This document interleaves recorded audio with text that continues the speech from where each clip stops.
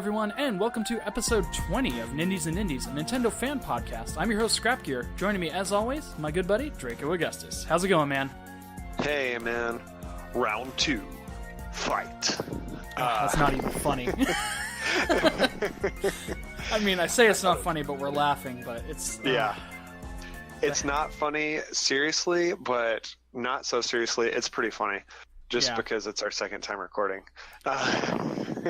It's not funny because of the headache that it gives me, but that's okay. Yeah. It's okay. Just brush it off. Take a deep breath. We'll make it through this one. Hopefully. All right. So, we did have to take last week off because you were busy with family vacation, and I was busy. I had a very D&D filled weekend last weekend, but I also had no kids, so it was a very nice, quiet, just relax and just work and play D&D all weekend, which was nice. That does sound nice and relaxing. But what have you been up to the past couple of weeks? Well, I've been in a big red van with my parents, my wife and kids. Was it named Ironhide? A 10-hour drive. What? Was it named Ironhide? It should be.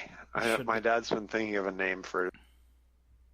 It'll probably be a girl's name, but no, I don't know. Tell him to name it Ironhide, especially if it looks like an old red van.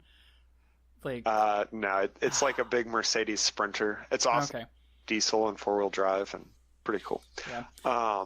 If he calls it Ironhide, everybody will be confused to be like, no, Ironhide's a big black truck. And it's like, haha, no, that's Michael Bay's version. We're talking 80s. Yeah. But so been doing that. And I actually ended up getting to play a lot of on there. My younger son wanted to play some Kirby, and my older son beat Splatoon 2. He's been playing that the whole time, getting kind of frustrated. But I've been telling him that, like, if he beats the main story of Splatoon 2, I'll get him the Octo expansion, and he really wanted the Octo expansion. Mm-hmm. But he's been just having some very hard times with the main story, like almost to the point of tears with frustration at some points. He ended up doing it. He ended up just trudging through and getting it done. I would kind of sit there and coach him with some of the bosses, but he did good, and he got it done, and I got him the Octo expansion, and now it's really hard getting frustrated with that, which I was telling him the whole time. I was like, you realize that I'm only making you beat the original story before you get the Octo expansion, is so like the Octo expansion is harder than that. Yeah. So, and he was like, well, I really, which he can still get even if he doesn't actually beat all the levels. Like you can do a thing, which I told you the first time we recorded. Mm-hmm. But the Marina will actually hack the system, right, as far as the story goes, and they'll trick the system into thinking that he beat it, right? So he can still go through the story and get everything out of it and get the Octoling. But in order to get all the gear you can get all the Octoling themed gear, like the Hypno Shades and stuff from the story, then you actually have to beat every level on each different track. And so each level you get meme cakes, and you turn them into this guy, and he gives you gear for when you reach the promised land, which I'm almost done with, by the way. I've gotten all the things you need to finish the story, and I'm working on cleaning up all the different levels, which I know this is the second time you've heard it all, but I gotta go through it all again. It's all good. I feel like I'm shortening it a little this time at least. But and we've been playing a bunch of Splatoon 2, online and off.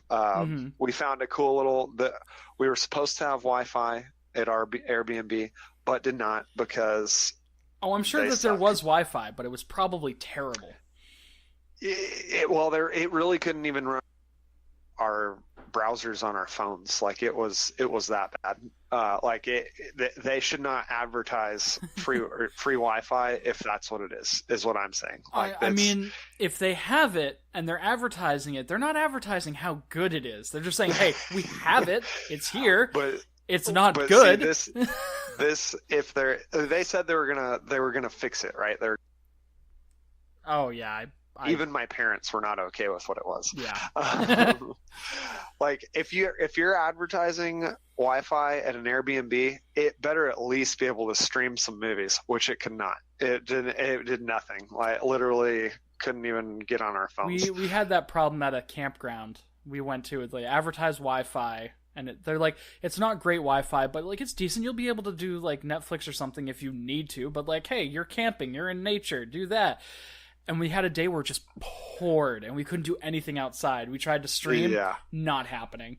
Like we had to pause it, and we had to wait for it to buffer, and then like eventually, it buffered. But like Netflix only buffers so much before it's just like, nah, man, not happening.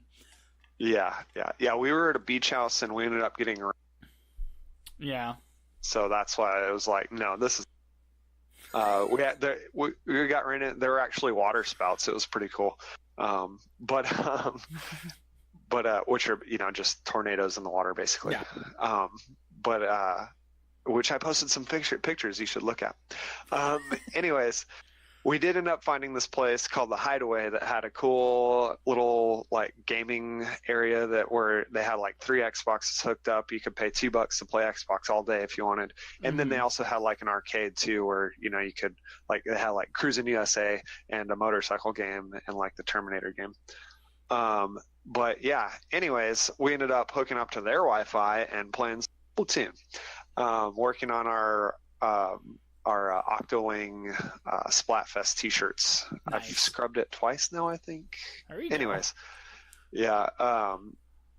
But yeah, working on that. We've been really into Splatoon because, like I said, he's got real into trying to beat that for the Octo expansion and stuff. Mm-hmm. And yeah, we did try to play a little bit of Fortnite, but the restaurant being loud made it really hard and frustrating to play Fortnite because you couldn't hear anything, and that's a big part of that game. But yeah, when I got home, I did stay up late playing Fortnite the past 2 days, and it's awesome. I love all the new stuff in it. There's golf carts in it now that you can power slide in and stuff, and I haven't run anybody over with it, but I really want to. I'm sure you'll get there really eventually. hard one time. What? I'm sure you'll get there eventually. Yeah, exactly. But yeah, it's cool. They've replaced like a whole section of it with like a desert area now. There's a golf course too, and it's pretty cool. I like the way that it's been going, and the battle pass has had some pretty fun challenges too. But other than that, I played Castlevania on my NES. I can't remember if last time I said that, but I did. I did that, and yeah, that's been fun just getting back into. I'm glad I picked up an NES Classic, and I'm definitely looking forward to playing more games on that. And the next one I will do is Ghosts and Goblins, just for our next episode. You need to play try and beat at least the first level. Okay, I will. Like, I will do that. I will not shame you if you can't each other do homework that. Again. Oh yeah. Yeah, I think that's how I'm going to get through some of the stuff on the SNES Classic. If you're like, I need you to keep going because I don't have the patience for going through all of Final Fantasy III, so you should do it for me. yeah. There you go. Yeah, but really Castlevania, Metroid. You just cut out again. I definitely want to do Metroid and Mega Man 2. And well, I want to do them all, right? Like Balloon Fight. I need another controller. I need to get another. I want to do Mega Man 2 on the NES Classic, namely because I would like to get an NES Classic. But let's be honest, I have the Mega Man Legacy Collection on the Switch, so I could just play it on there. There you go. Yeah, there's that. But yeah, other than that, I've been playing Moose Man, which is supposed to be out for which it will come. I will do it. But now at least we can tag this episode in that review. So yeah, that game has been pretty cool. I know we talked a bunch about it already, and we'll just have to do it again because that didn't get saved. Yay, but computers. Yeah, what? I said, yay, computers. Yes, yeah. I mean, really, that game is like a living cave painting, right? I mean, like the way the graphics are, especially, and everything. I'm pretty sure it's made. Obviously, they made it to look like that because it's depicting old, like pagan and Northern European religion and beliefs and stuff, and it does a really good job at it. But it's a pretty rudimentary as far as gameplay goes, and you really won't get as much out of it if you're not like reading the lore and the scripture from the game, which is pretty cool because each checkpoint you go to is a totem that will give you. It'll unlock a bit more information each as far as you get, and of course it goes with the game too. Like for example, which I gave you before.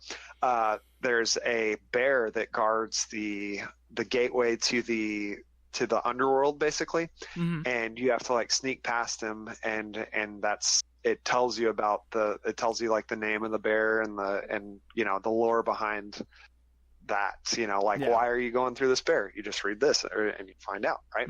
And there's like I think I'm almost done with the game. I'm at least like 3/4 of the way through it. And it gives you like there's a giant spider boss that you have to go do, and like I said, it's all very rudimentary puzzles and 2D platformer stuff, but you actually it's very interesting as far as all the beliefs and lore go. So yeah, like you said earlier, you said you're interested in those beliefs and that lore. Like, so I think you would like it, but somebody that's looking for like a fast action platformer, this might not be the game for them. And like while you're talking about it again, I was thinking of two other examples of games that like they're very, if you're just playing the game and not like reading any of the lore stuff, they're very, very short games. And it's Lightfall was one of them. Of course, that game is like meant to be speedrun. But like it's got some really interesting backstory on everything, and like the world that story takes place in is rich, just with like its own lore and all made up stuff from the Bishop's game crew. And but if you're just speedrunning it, you're gonna miss out on all that. But that one is still like a really engaging game, even if you are speedrunning it. But yeah, another game that is like the gameplay was really satisfying and the art was amazing for it was Jotun. And with that one, like I probably would have finished that game a lot sooner than I did if it weren't for the fact that like as you're going through different areas, there'll be someone talking. The problem is like you have to stop and read it because all of it is in ancient Norse. I don't know exactly what the language is called, but it's definitely in that old Norse language, so like you have to read everything that's on there, but like a lot of really interesting stuff about Norse mythology in there. So again, that one, it had really good gameplay and excellent art to go with it. It was a very short game. It's pretty much you go through a level to go and fight the boss, or a level or two to collect these things to go and fight the boss. But then other than that, like the boss is just the boss. There's no leading up to it. You walk into the area where you fight the boss, and then there you go. You fight him. But like from what you were saying, like this one is definitely more of like if you're really interested in pagan mythology, like this will be an interesting game to pick up. If not, like if you're looking for something with interesting gameplay, like this one's okay, but yeah. I mean, I could compare it to Mulan 2, which informative and used the gameplay to really help like tell some of the Tarahumara beliefs and stuff. But it was definitely like you can get that game just for the gameplay. It's not it's not an educational game or anything like that. I did air quotes. Whereas this, it's definitely like if you're not reading the stuff and you're not interested into the lore and beliefs, then it won't be as fulfilling for you as other games could be, right? Because it would be if you didn't read any of the stuff and just went through it, it would be a very short game. I think I read that people were making it through the game in like an hour or less. So there's that, if they weren't reading it. So yeah, I mean, it's very interesting, and it's a cool game, and I actually like the concept. I like learning stuff through video games, right? And this is very interesting to me. But if I wasn't doing a review on it, I might not have picked it up. So I mean, it's just that the way that goes, right? Yeah. So yeah, from what it sounds like, you'd probably be pretty into it. So I definitely recommend it to you. Yeah, like I was thinking about picking up the Octo expansion this week, but maybe I'll do this instead. Yeah, I mean, but there's pretty good lore behind the Octo expansion too. Yeah, I know, but I should pick up the Octo expansion if it weren't for. Was there anything else that you've been playing this week, or was that it? Nope, Mooseman's it. All right, on top of the other stuff that I talked about. Well, I probably shouldn't pick up anything because next week the Mega Man X Legacy collections come out, so I'll be playing those a ton. But I also picked up 2 games last week, one of which I've played it before, but I haven't played it since it's been re-released on the Switch because I've been waiting for my kids to get back, and that's Captain Toad Treasure Tracker. Yeah. Like, that one's a really fun one, but I've played and I've beaten the main story, so, like, whatever the extra stuff they've added in, that'd be the only new stuff for me, and that's something I'd rather play with my kids, because they're going to be more interested in watching me play that than the other game that I picked up this past week, which was Octopath Traveller, which is amazing. Awesome. Yeah, I'm still, I haven't played it since that original demo came out. And I have just been enjoying the crap out of the game. There are some things that I have some issues with, which I'll get into in a little bit, but like the art is still great. The battle mechanics are awesome. That was tons of fun in the demo. It gets even better because like before when we played it, we had just Ulbrich and Primrose. Yes. Now I have access to everybody. And everybody brings something, and I'm really excited to when I can finally do some mixing and matching with the character jobs. And I've already been planning out, like, these are the 4 characters that I really like, so I'm really hoping that I can add, I can't wait until I can go and double down on some of the jobs, or maybe not double down, but, like, get it so that the characters have 2 jobs each. Also, the path actions are... I didn't realize this until now. But so, the way that the game is set up, there are 4 different types of path actions. There's being able to inquire, which like gets you some information about stuff in the area, or like maybe where a hidden item is, or you could get discounts in town, or get it so that, hey, there's new stuff in the store, in the armor shop or the potion shop that you can grab. There's the guide action, which, I mean, it sounds like exactly what it is. It's kind of like Primrose's allure, or her allure action is a guide action where you can go and you can have somebody tag along with you, and you get an extra party member. And then you've got the item inquiry path actions, which, depending on which character, you can either steal or purchase items that are on NPCs. And then you have the challenge path actions, which Ulbrich had, where you can challenge people. But they're split into 2 different categories. There's...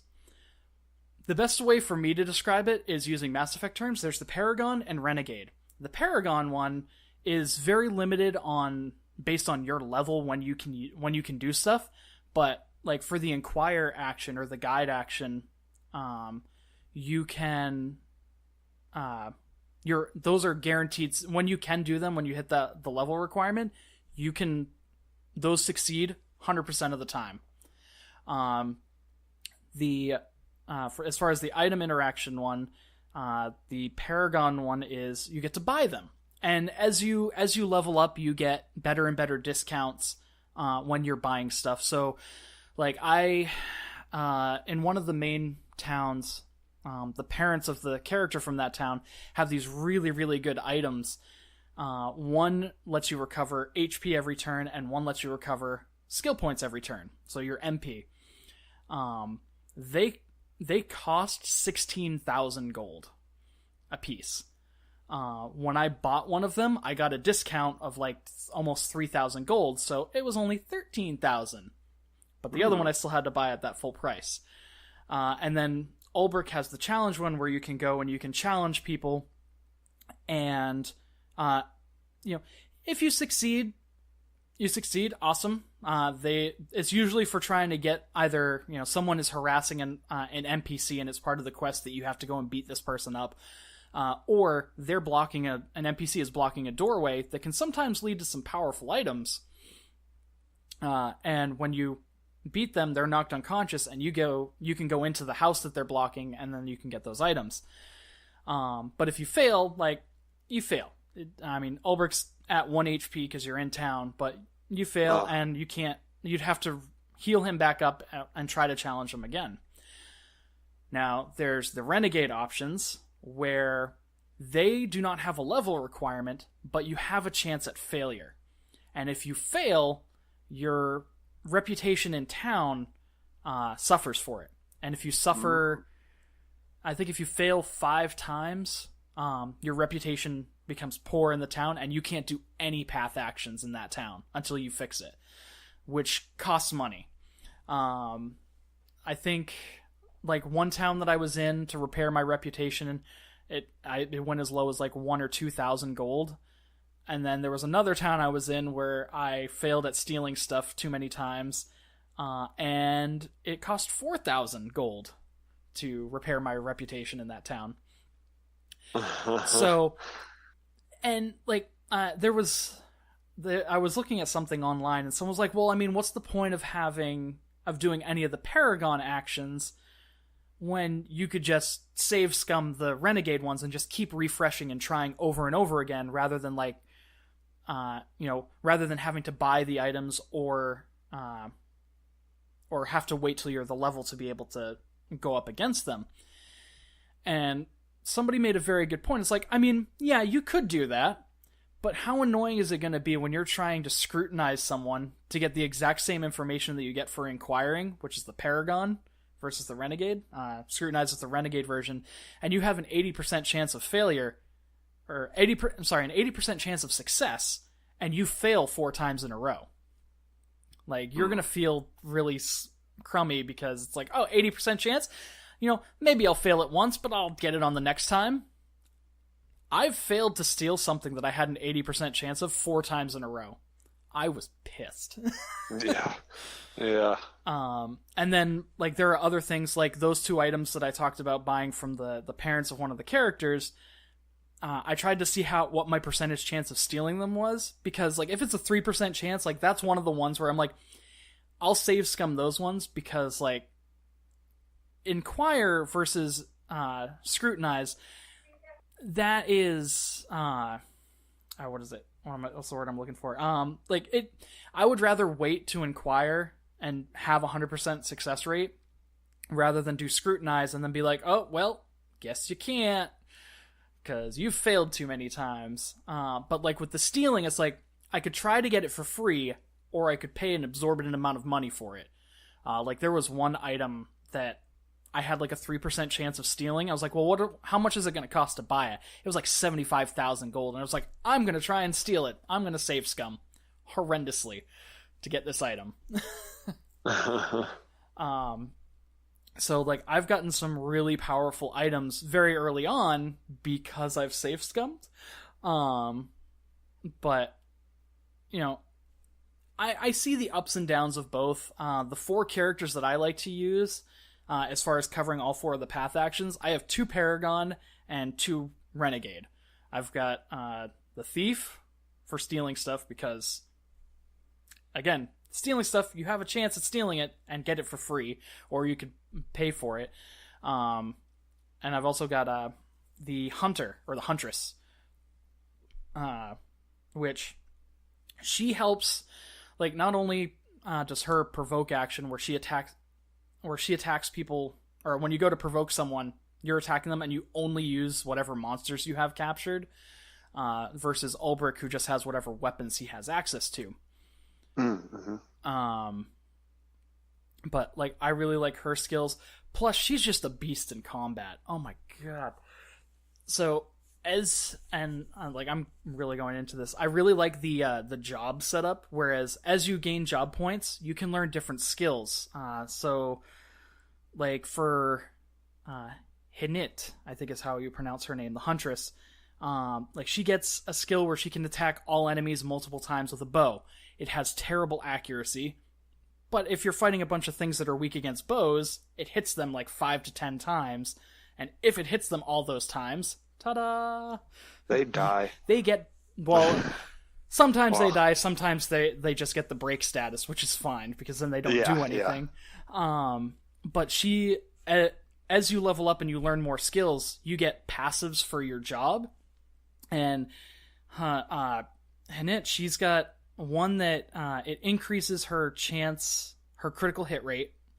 It adds like 50 to the critical hit rate score, which I don't know how it determines what, but like she almost always does a critical hit. It's ridiculous. I think she also gets and then two of her other ones. One is called Patience, which there's a 25% chance after everybody's gone in a turn, she gets to go again. And then her other skill is Second Helping, which if she does a regular attack, there's like a 75% chance that she'll attack again. So you go and you do like the full maxed out and get her to do 4 of her attacks, regular attacks in a row. There's a very good chance she'll hit for a 5th time. Which is why I have my best axe on her, because then she's just like, here's 500 points of damage 4 times. Oh, and here's another one, just for good measure.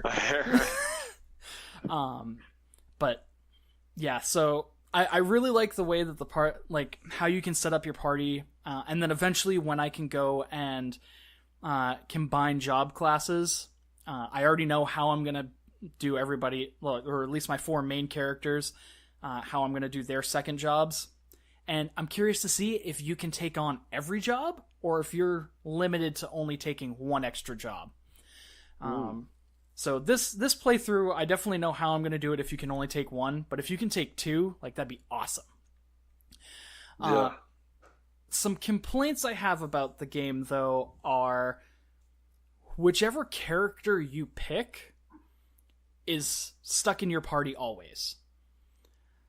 And that leads to another problem I have is people or party members that you're not traveling with and using, they get no experience whatsoever.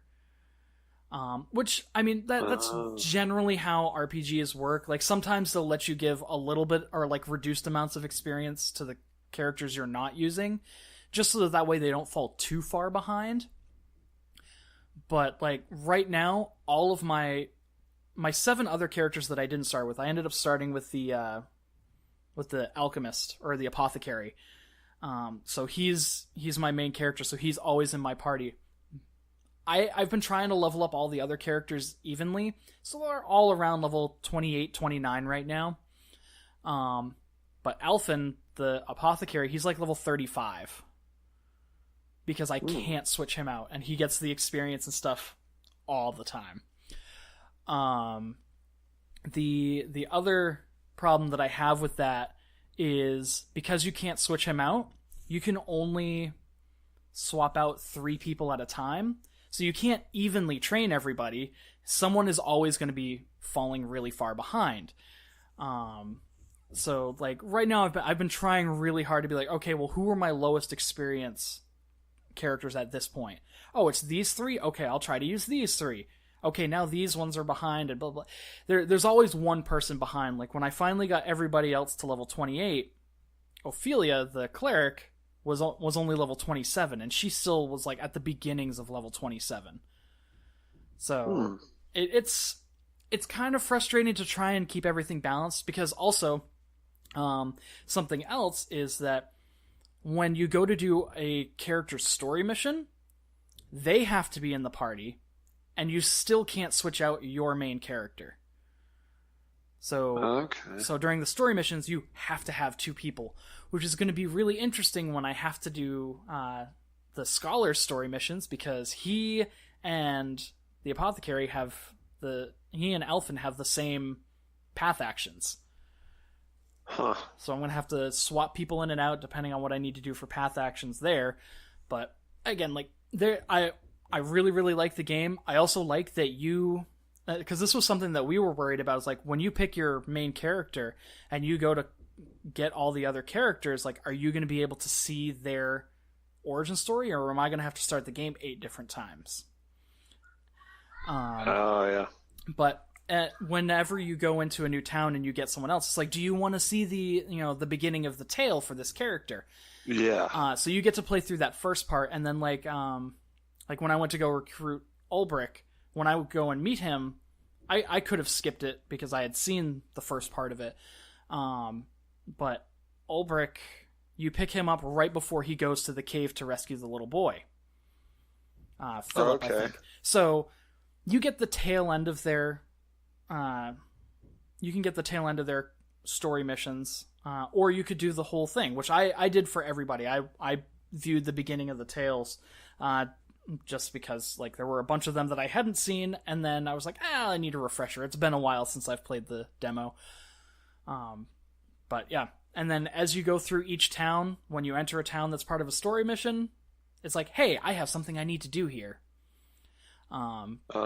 So, and then you can go through each person's story missions as you see fit, and they all have, like, here's a recommended level. I think I'm doing the Thief's right now, and his recommended level is 27. Oh, no, sorry, 22. It's 22. So I am a little over-leveled, but that's okay. Yeah. But It can be fun sometimes. It's a ton of fun. I am loving this game. Awesome. You cut out for a second there. I was like, oh no, No. It's still... Computer's still going for now. Good. But that's all that I've been playing. However, there is definitely a game that I want to boot up, which is going to be part of our main topic. We got some updates that came out to a couple of games. The first off was Mario Aces, which that one I still don't have Mario Aces, so good. But it looks like they're doing some balance tweaks to the Trick Shot and Bowser Jr. I don't know how broken that was before, again, because I don't have it. But apparently it was enough that they needed to do some balancing. Either it was broken or it was not doing well. Yeah, I've heard that Bowser Jr. was really... Yeah. And what was the other thing that you said? The Trick Shot. Trick Shots? Oh, okay. Yeah, I haven't. I mean, I don't have that game yet either. Mm-hmm. But yeah, I've heard it's needed some balancing, so that's good that they're doing it. Mm-hmm. Something else that they're adding to it is if you go into the ranking board, there will actually be a ranking display based on your rating. Will be added, or based on rating will be added to the ranking board, so you'll actually be able to see where you rank. Yeah. But the other thing that I'm really excited about is because it's a Mario Kart 8 update and it's free. They are adding the Champion's Tunic link as well as the Master Bike Zero to Mario Kart 8 Deluxe. And I'm just like, yes. Because back on the Wii U Mario Kart 8, that's what I did, or that's how I raced. I raced with the Cruiser class, or they're not quite, I think they're a little bit heavier than Metal, or maybe just under Metal weight. But they're one of the heavier classes. So like Rosalina, Waluigi, and Link are the three that I can think of off the top of my head that are in that weight class. And I used to ride them on motorcycles. So I'm really excited for that. Yeah, it's pretty awesome. Basically, ride straight out of Breath of the Wild in a Mario Kart track. Mm-hmm. But yeah, so Anything else you want to add to these? Again, because like I haven't played Mario. I didn't even play in the Mario Tennis Aces beta that they did. Was from the demo, and other than that, I really don't have much to report on there. Yeah, I need to get back into racing on Mario Kart 8 online with Josh and everybody.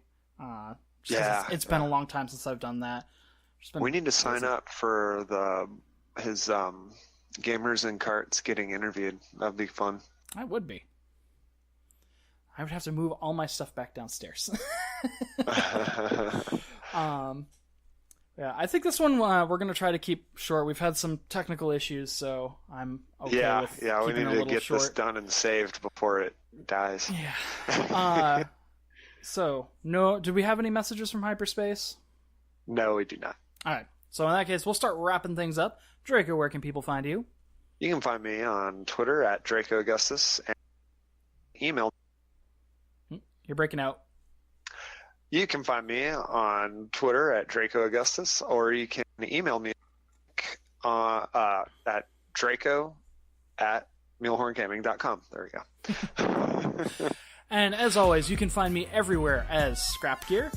Be sure to follow Nindies and Indies on Twitter at Nindies and Indies, because that's Nindies twice because and was too long. Also, be sure to check out our home site, mulehorngaming.com, for all your geek needs. I know that Mulehorn117, he's been doing a retro playthrough of Mass Effect 2. So if you've never played Mass Effect 2 and are kind of interested in it, definitely check that out. Also, if you like listening to video game podcasts and are looking for another one to listen to, be sure to check out Analog Assault, the official video game podcast of mulehorngaming.com. But that is going to do it for episode 20 of Nindies and Indies. Until next time, GG. GG.